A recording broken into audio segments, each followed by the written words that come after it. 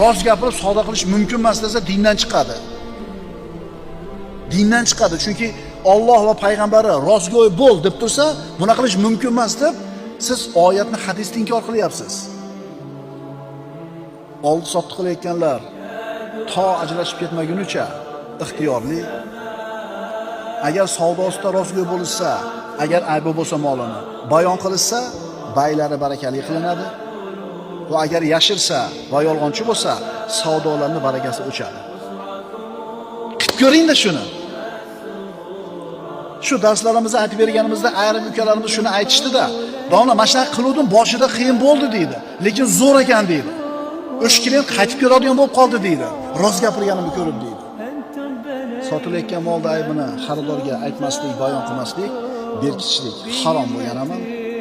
Kim mana shunday yo'l tutayotgan bo'lsa, Alloh taolaning rahmatidan chiqib ketadi, Alloh taolaning g'azabiga qoladi.